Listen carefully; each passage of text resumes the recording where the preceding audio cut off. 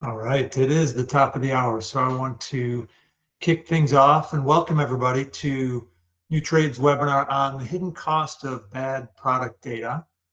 My name is TJ Cooney. I'll be the presenter for most of the day, and I'm also joined by the CEO of Nutrad, John Abrams. And in order to really get things rolling, I'm going to have John just say a few words, and then I'll take over and run you through what we have today. So, John, what do you have? Excellent. Good to see you, TJ. Always fun to be on a webinar with you. I love this topic, the hidden cost of bad product data. It's one of the things as a supply chain person that folks have always talked about is supply chain visibility. And when I ran supply chain for Cardinal Health, there was about 10,000 suppliers, 650,000 active SKUs coming from all parts of the globe. And the idea of supply chain visibility was, gosh, if I could see where my products were coming from, or if I could see delays or challenges across the chain, we could be more efficient. We could save more money. But there's really a couple of not so much cost, but revenue opportunities that we were missing at the time. One, systems were very disconnected, siloed, if you will, and we had a lot of data that was bad. So you couldn't really establish visibility across your supplier network or your distribution network, and that created a huge hidden cost, if you will. It was sort of the cost of doing business in Cardinal Health parlance, but it was really baked into the system. And so two things that we'll uncover today. One is, how can today, with more modern systems and better application of modern technology, how can we understand those costs, and how can we drive revenue? Can we open up new distribution channels? Can we open up new revenue streams? The answer is yes. And one of the things that I think we'll get to today, TJ, in your presentation is, how do you understand what the costs are? What is the metric? Are there tools that can highlight what those hidden costs are and give us technical ways to weave together that product data so that we can open up new revenue streams? So not just understanding what the costs are, but how we can leverage modern tech to open up new revenue streams, new distribution channels, create new efficiencies. So looking forward to this today, TJ, and I'll toss it back to you. Wonderful. Yeah, it's so true. We'll talk through it. It's not just cost from a reducing cost perspective, but the cost being the fact that you're not able to sell as much as you otherwise could. So we'll definitely work through that. So thank you, John. And we'll look to hear from you later as if there are questions, etc. So everybody, let's start with an idea that kind of runs through everything else today. And your product information may feel complete, but the question is it really sellable? Will it get you listed everywhere that it counts? And I certainly understand that your data can look correct in every system that's holding it. So from your ERP, could be very clean in your spreadsheets you work with. Even you've got a product information management system and it's saying that it's 100% complete, and it still fails the job it needs to do at the moment it reaches a retailer, a distributor, even an AI shopping agent. And companies have all different levels of readiness, and some have made great strides to get their product data in sync, and yet getting into those new channels and adapting to changes that come from those channels that you're already in has a lot of manual effort. So making product data sellable takes that extra effort today. And if you're running on an ERP or spreadsheets, that's one starting place. And it probably feels familiar already, this challenge of how do I get my data where it needs to go and all the places you want it to go. But the twist is that, as I said, even if you've already invested in a product information management system, a PIM, and your dashboard's telling you everything's complete, you can still hit the same wall that I'm talking about. Two completely different starting points, and yet the same failure downstream. So what I want to do first is put a number on this challenge, and that's one of the commitments of this webinar, is to talk about that. What does that cost? How do you put a number to it? We'll actually see it in action and assessing where you're at in a live audit as we go through. This is not just going to be slides, so there will be some actual activity that you'll see happening when we audit some data. But let's start with putting a number on, and give you a framework that you could take back to your company and talk through this. So here's the framework. This is not initially the deep numbers, but those will be coming. There are 4 places that in the framework we've developed that this cost is hiding, and most companies are, maybe you're tracking 1 or 2 of them or not at all. But so you've got the cost mainly sits in your team and your process. There's manual hours you've spent finding, fixing, reacting to product data that should have been right the first time. And so that's a big part of it. How much you're spending actually manually manipulating things that you thought was clean, but it didn't work, and you need to come back and fix it. And some of these other costs are really downstream of that. You've got the data in there now, or the first one is really taking longer, and so the launches that you're trying to get out fast are delayed. Your teams are spending this time, and it's taking weeks. You thought the product was ready, and now you have much more to do. So your launches, your availability of your product suffers, and it's holding back your revenue. Then once it's out there and people are getting data on the site and they're looking at what you have to offer and they're purchasing your products, there can be challenges with people not being satisfied. The data said one thing and the product is another. So you end up getting things bounce back. Or it could even be fulfillment challenges in the supply chain where you're not able to get the right data out and get those transactions running in an EDI sense. And all of this relates to the product data that you have. And the fees and compliance kind of ties into what I just said. So chargebacks, things that retailers are charging you for because either the data was inaccurate or something you sent them in a transaction to fulfill what you're trying to sell was inaccurate. All of these things really are kind of adding up to the cost. So in a broad sense, these are the buckets. And when I look at kind of what this means in a broad sense, now this is not one company's data. This is across the board right now, getting specific. $12.9 million.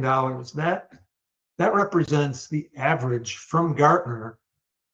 That what is the annual cost at a large company of poor product data. So think about that. Just the fact that product data is not where it needs to be is, and all these things is adding up to a significant number for most companies. And then the idea of launches being delayed, 45%, again, a Gartner stat of launches that slip past the planned date. So you're really, like I said, delaying readiness, delaying the ability to sell. And that's happening almost half the time. 40% of returns that industry research is showing are tying to inaccurate product content. So if it gets returned, 40% of the time, it's due to something that they misunderstood, didn't like, because the product they thought they were buying is different than what they bought. And that's traceable back to the product data. And then 3 to 8% of annual sales, that this is the cost of all the chargebacks, all the extra fees, the things that you're still selling your product, but it didn't hit something that the retailer is expecting. So you've got these extra fees going on, and that's reducing your revenue by in the range of 3 to 8%. So these are significant numbers. So taking these numbers now and putting your own spin on it and putting your own data, we have a tool, and I'm gonna share that with you, and it's really available at our cost calculator page. So let me do a quick showing of that, just to give you a sense of of what that looks like. I'm going to bring this onto the screen here. And this lets you now take the model that I just shared and really put in your own numbers and generate a valuable report that you can share with your team. So I just want to make sure you know it's here. When you come into this page, this is going to ask you the same kind of questions that you can then easily put in your own numbers. So it has a model that says, what is that manual work you're doing when products are launched? All the things that you spend, how much time in terms of people. So it gives you easy numbers to fill in. You can say what number of people are being spending time on this, how much it's roughly costing per hour for those people to do the work, and you kind of go down the line, and it's asking you these basic questions, and just by either filling in the numbers that fit with you or taking the assumptions that we have, you start to see the numbers start to tally up. And then the other areas I was talking about, the things like the exceptions in your transactions, the returns, the fees, the fact that sales is slowing down. We have placeholders for all of that. And what that's going to do is generate a different number, and you're going to put in the numbers that fit for you. And it takes about 10 or 15 minutes, and you'll be able to then launch and save this as a report. That's, you don't need to sign up for anything. And the point is, you're going to come up with a number. Here it's already showing a very large number, as you can see on my screen here. And that's only with the team costs that I just added in, with a basic set of people. This is costing this company $364,000 a year just to deal with the manual changes. Something to think about and play around with, and we can help you if you get stuck on this. So I just wanted to make sure you saw that was out there for you, and we'll keep going through the presentation. What that's going to get you is to this kind of report. It's going to give you the details. It's going to break it down, and you can then share this with your financial decision makers. And you'll be able to trust it more because it's based on your calculations. It's based on your people, and you'll get that breakdown of all the factors that I talked about. Again, any questions on that, feel free to reach out, and we will be happy to work through that with you. So that's kind of the story of today. And even with all the help I just provided, it's actually getting worse in the sense that things are changing. Everything so far has been about the here and now, and the next part is why doing nothing is even riskier than it used to be. And really, this is the answer or the issue that I'm sure everyone is thinking about. But before they even get to your product data, before they're able to see what's there on your product detail page, shopping through the sites that you're used to, they're increasingly asking AI. They're asking their agents. They're asking ChatGPT, Perplexity. Even Amazon has its own. What should I buy with a certain type of thing that I'm looking for there? And the fact is, whether your product is going to get recommended now is depending on the structure and the trustworthiness of that data. Are you making it so that the machine, the AI, can trust the data that you have out there? And how can the AI choose it with confidence? So that's a whole another realm. And really it does start with structure and keeping your data consistent across the different sources that you have.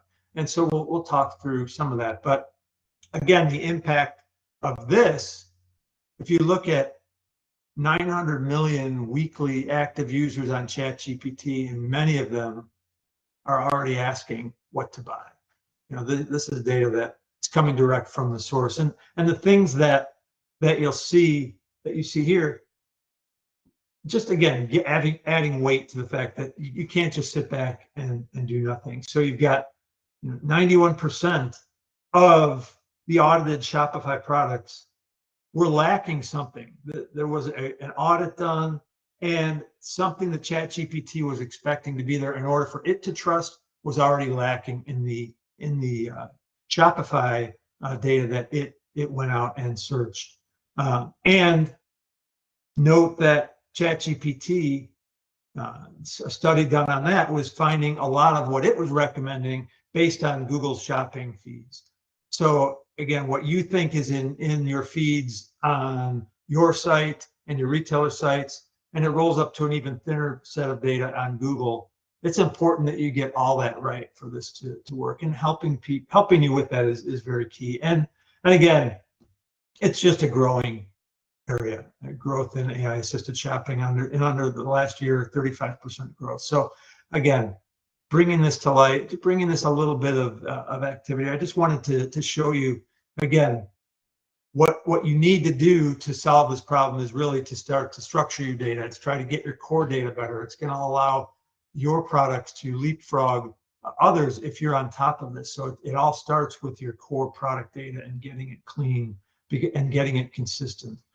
So let me just show you very quickly a quick view of some of what I found. Let me bring this over to one of the questions that I thought was interesting. I'm a classical music person. My daughter is a pianist, and I do a lot of work on that. And I thought, asking this question as a shopper, what are the best earbuds for classical music? So I started with just Google, and you can see what people are used to. They're used to getting, now they're going to get an AI overview, but they're also going to get a ton of different data. Well, if you just do a Google search, you're going to get different recommendations.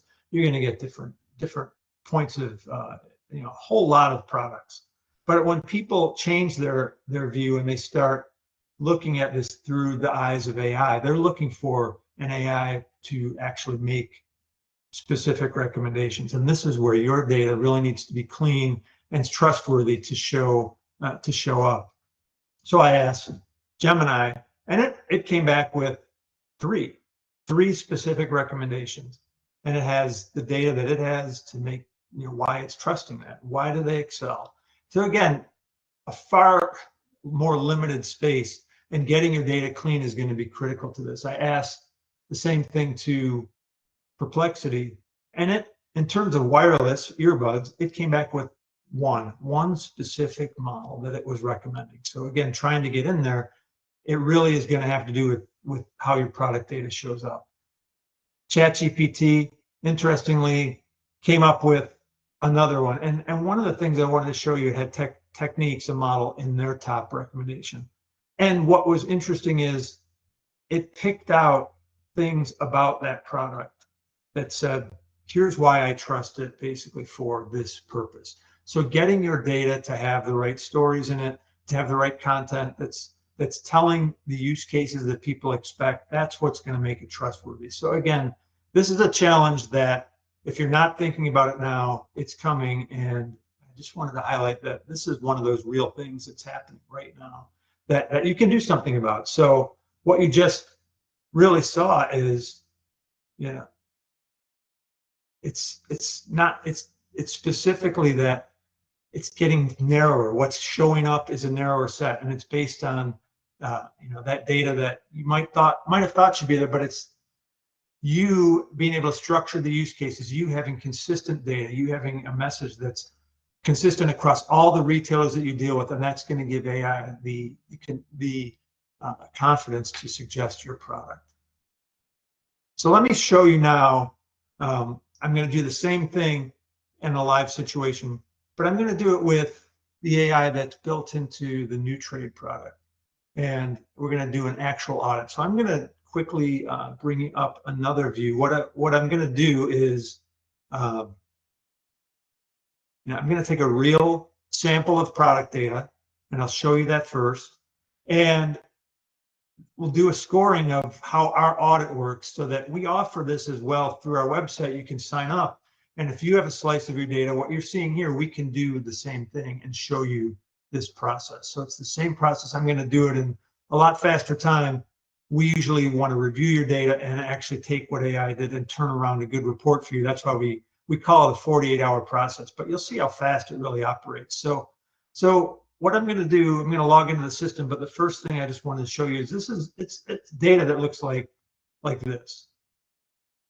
This is a slice of data simulated in the sense that it's the product that we're selling is protective gloveware for people in machine shops, people who need to protect their hands from heat, from cutting, from all sorts of things. And so this is kind of the slice of data that came out of their ERP and what's describing the product. And now I'm going to take that into our system and say, I really want it to go to a range of retailers. I want it to really show up well for them. What state is it in?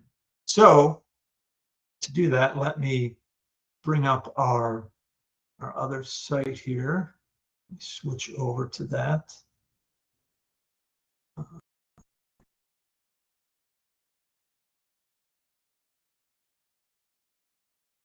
So what you're looking at now is just a quick overview of how the audit is going to take place. If you were to provide your data, we have this built into our system. We would bring it in, and I'm going to have my rapid button here that has that same file I just showed you ready to bring in. And what it's going to do, it's going to map the columns. It's going to see what changes it needs to make or suggest, and then it would actually let you bring that into your catalog. We're not going to go that far. We're just taking the first step here and auditing what the data looks like. So the first step is I just brought in that data. I just basically did a drag and drop of that data into our system, that spreadsheet. And it's going through and it analyzes what it saw in that layout. It's mapping it to what I have in the file and the things that it thinks it equals. So it's showing me some of the values, and I could change this if I wanted, but it's giving me a good layout that says, yeah, these are all the different columns. It didn't find one of them, so I'm going to change that to one so that I can say, okay, that's what you call product line is a long description field. So now I've easily mapped my data, and now I'm going to have it come in and do the audit. I'm going to have it check those against the different retailers that I'm interested in to show what's going on. So it's got 20 new records it's going to analyze. And what you're seeing here, if there were things that it already had in the catalog, you'd see some updates or things that it was going to overwrite. But these are new records, so I'm going to import those. And I'm going to put that off the screen. Sorry about that. And so now what you're seeing is the actual audit in process. I've taken 20 records that just came out of my ERP, and I want to see how they stack up. And so we have all the rule books and what needs to happen to get these ready for Amazon, for Walmart, for a wide variety of different retailers, also for different standard bodies or for different data pools. Even checking the general rules that we know to make sure that AI will understand and trust this data. The FDA as a regulatory body, what are the things that they're checking to make sure that this kind of product is ready for, passes all the regulations that they expect. So this is a broad fabric of things that we're able to check, and it's immediately telling me that at Amazon, only 8 of my products in that list are ready to actually ship to Amazon. 10 would be rejected. And it goes through these. So again, this would be replaced with the retailers that you care about, and you would share that with us so we could make sure we audit against those. And what it's giving me is, by retailer or by channel, what are the top things I should do next? So it's auditing and showing me the highest priority items very quickly that I should address. And you can see some of that in here across multiple things. I should fix the images. I should get the product IDs cleaned up. And then if I wanted to, I could even go into the specifics on each entry. So let's pick one of these. I'm going to take this glove, and it has a very detailed list of, if I want to make this ready for Amazon, for Walmart, or for the GS1 data pool, where are the challenges? And it's automatically finding these things across multiple vendors. And it's going to stick with a common source of data. I could make these changes. I've brought it into it's like my pipeline. I'm ready to load it into my catalog, but I haven't done it yet. And so I'm able to audit it. That's all I'm doing right now. I'm just looking for information. I could drill down and say, here's why, why we found that this attribute isn't ready. The recommendation from Amazon is that the title starts with the brand. And so this is missing. And so it's telling me that, and it's easy to make that change here if I want to. Again, I'm just in audit mode. So all I'm going to do is just kind of observe and see. And I'm going to get a report that says, yeah, this is a lot of challenge that if we could get help with this, we could clean this up and be ready for Amazon or for Walmart very quickly. So again, rapidly auditing your data across multiple channels. The other thing I wanted to show you as part of this audit is that concept of really looking at the AI side of the world, not just the rule books that update and change from Amazon and from Walmart and all these others. Make sure we're aligned and ready to go there. But how are we showing up with AI? What are the types of things that are happening on that front? And a big challenge is, what do I even ask AI to know if I'm showing up? And so we have technology that can look at your catalog, look at the data that's there, and come up with the right questions to ask and consistently find how you're showing up. Because you have so many products, how do you know? How many times are you going to check? And this is a process that we've set up to really run a quick audit. So let me do that. I've got my catalog ready. I can identify different filters on that if I want, but I'm just going to run it the way it is. And what it's showing very quickly is which of my SKUs are hard for shoppers to find. And what does that mean? What should I do about it? Again, it's finding things that now, based on what AI is looking for, it's giving me guidance that I could turn around, and maybe it's something that my marketing team needs to work on, and I can really show them that. It's showing me, by SKU, where did things not show up and imagine how much time this would have taken for you to run yourself. This is running it across a broad swath of your catalog and showing where you're getting recommended, where you're not, and quickly giving you those answers. So you can then focus. And if I look at some of the things like this, it's actually showing you the visibility across more of your products, across the different engines, so that you can then maybe focus on, okay, why am I not showing up on the Google AI overviews like I want to? That's an important channel. And you can drill into that. And it's showing you, what are the types of questions where you do the best. When someone asks, what are the best cut resistant gloves for metal stamping? That's important to my company. I'm a glove maker, and that's where we're showing up. But where are we not showing up the best? And things like that. And it'll actually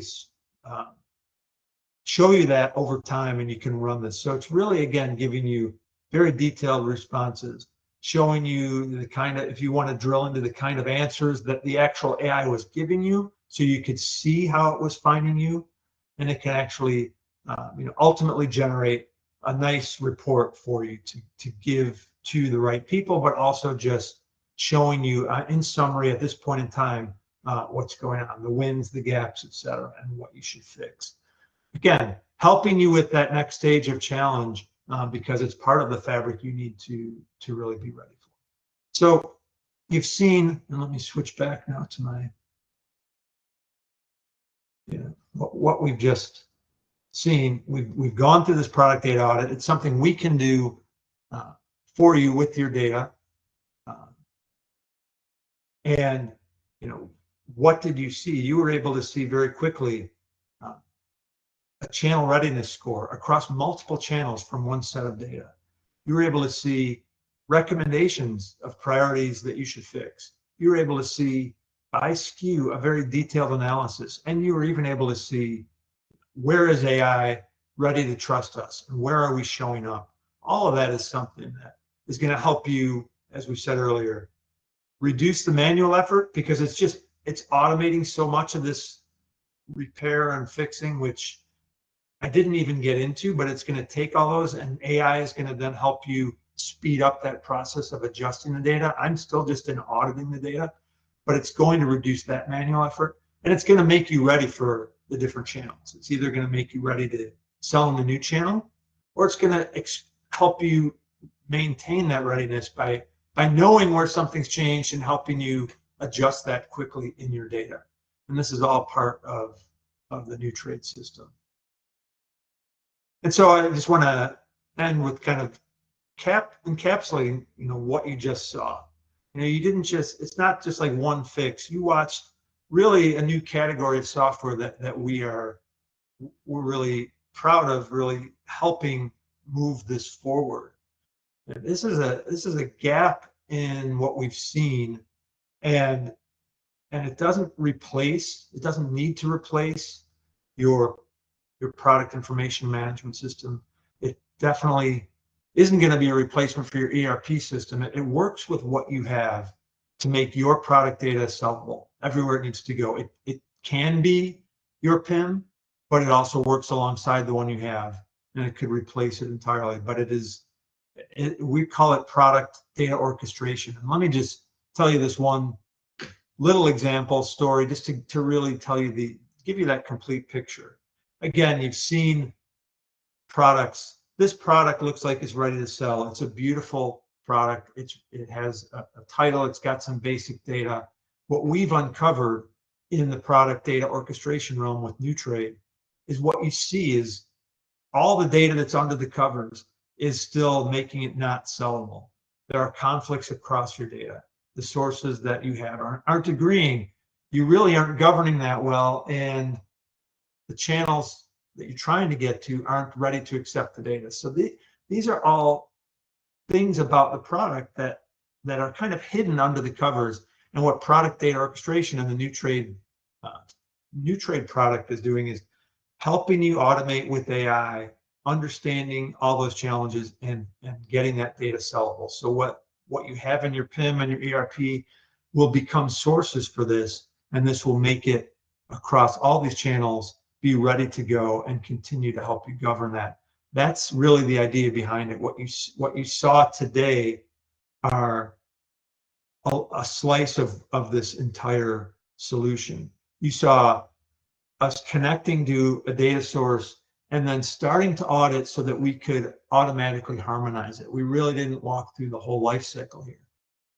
What we do with that is we then take it, make it ready, and we execute it across all the different channels. We send it, we monitor it, we help you transact business on those channels. It's not just about making your product show up on those sites.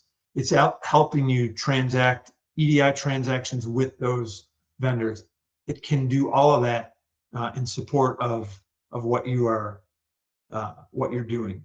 So again, that we call these our engines. These are part of the Nutrad solution, and those smart pipes are much more than just a one-way channel. They are pushing data out, bringing it in, and monitoring it across all these channels where you're connecting from, the vendors that you're working with, and sending it to the retailers and the other sources. So when I look at this last picture before I close here, this is just giving you that idea that the part that I just described, the engines that operate, all are part of a product LLM, an AI system that has been trained on product data, that has PIM capabilities, has your digital asset management capabilities, but we work with all those things that are out there. You don't need to replace those things.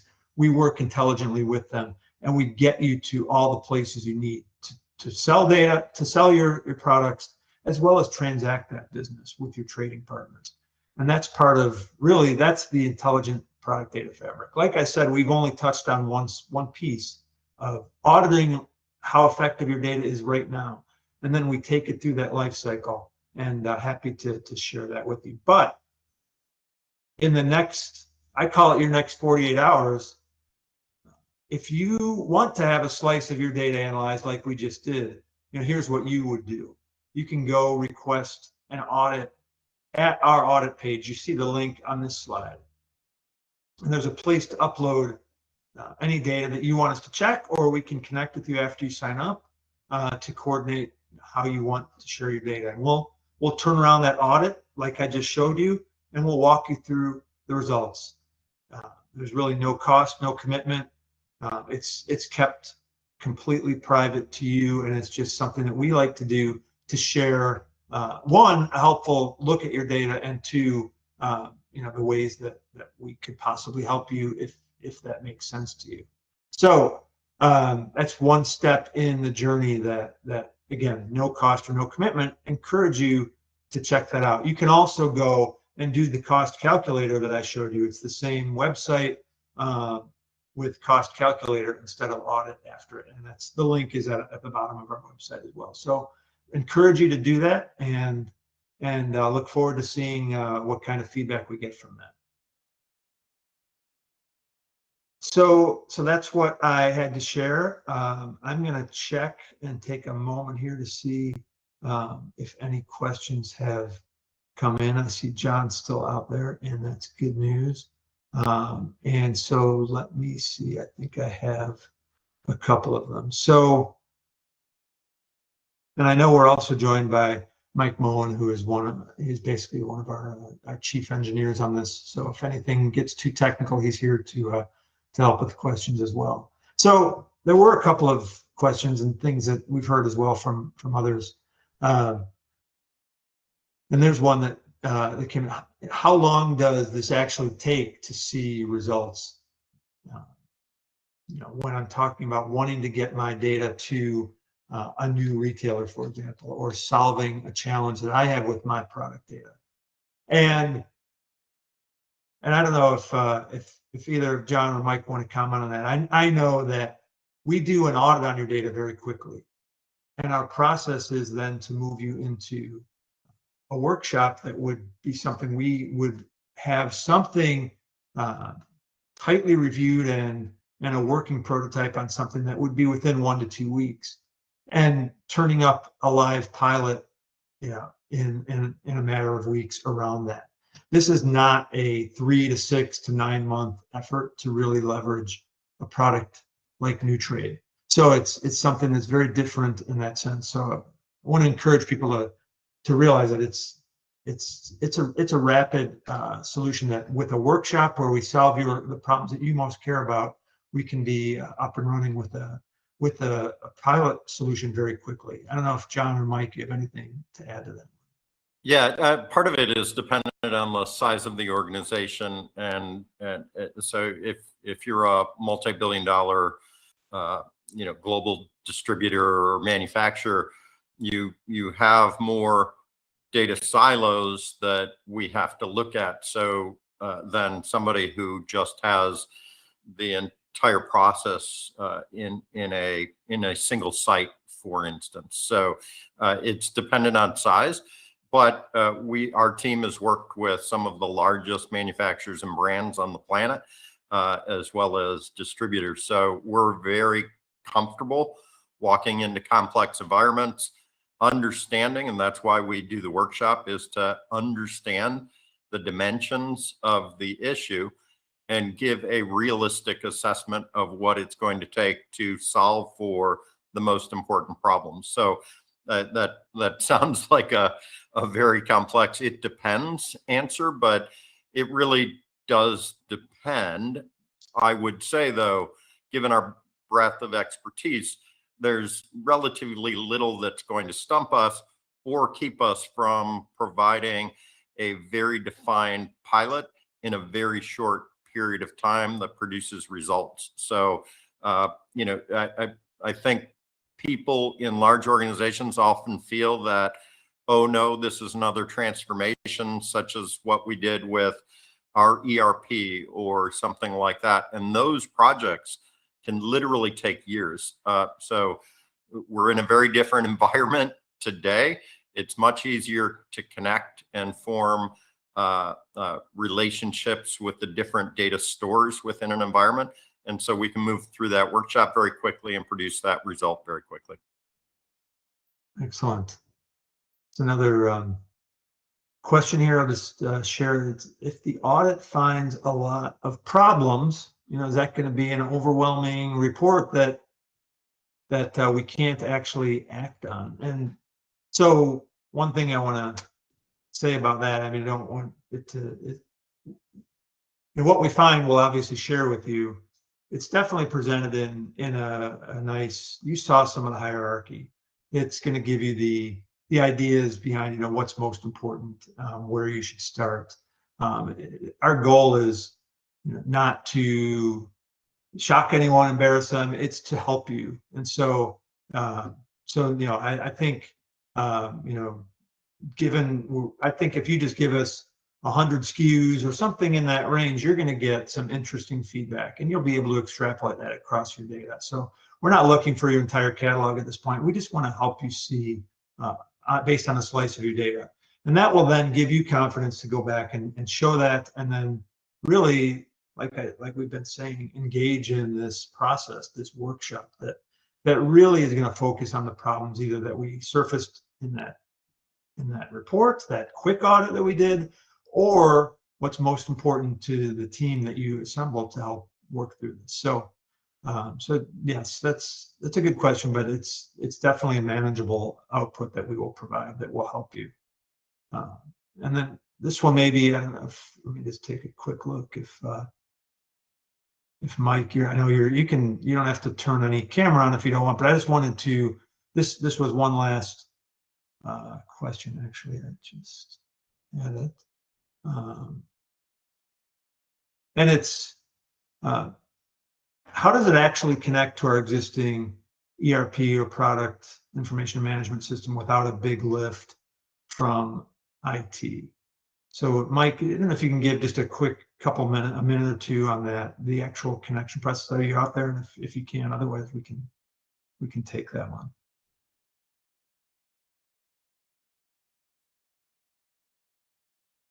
Maybe putting them on the spot. So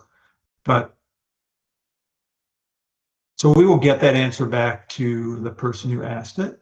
Make sure, I just don't want to misstate it, and Mike is our expert on that.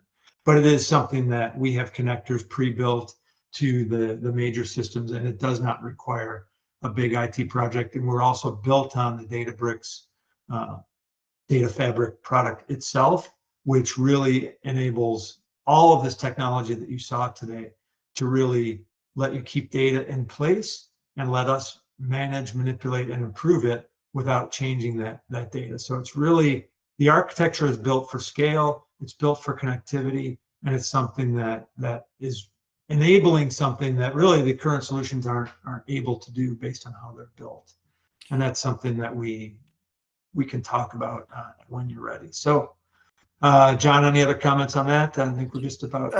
I think a lot of people, when they hear connectivity discussions, they default to what has been the traditional API integration, which is hard for a lot of companies to do, even organizations that have the technical horsepower to provide API access and the keys and all of that. It's traditionally been a very difficult path. There are new tools these days that I won't get into, but maybe get a Mike Moen answer back to the person that asked the question. Databricks, you're quite right. There is some foundational infrastructure. Their connections are not just technical with places like SAP.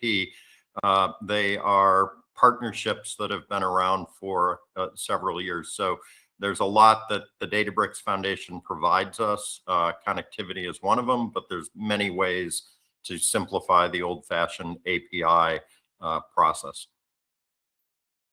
Very good. I just wanted to point out, and this is in closing, again, we really only touched on a small slice of what's going on and how we can help. But the point of this whole webinar was to share with you, the cost of these hidden costs of product data and how we can uncover that with some audit capabilities that are built into Nutrad. What we're going to do in our future, and I'd say our next webinar, is to really take you through more of this loop. So now that we have the data, we bring it in. How do we improve it? How do we harmonize it? And then the whole syndication challenge, which is more than just getting your data to retailers, but also the execution of business transactions, the EDI, anything working with the solutions that you have, but improving that process so that, again, you're not getting hit with costs. And so we'll walk through that and we'll go in more detail so you'll see that entire loop. And I just wanted to make sure if you're interested in this topic, we'd love to have you back. So, but at that point, I just appreciate everyone's time and look forward to seeing you on the next webinar. And thank you, John and Mike, for being here. Thank you, TJ. Well-run session and covered a lot of ground. Thanks for putting it together. Take care. Everybody, bye.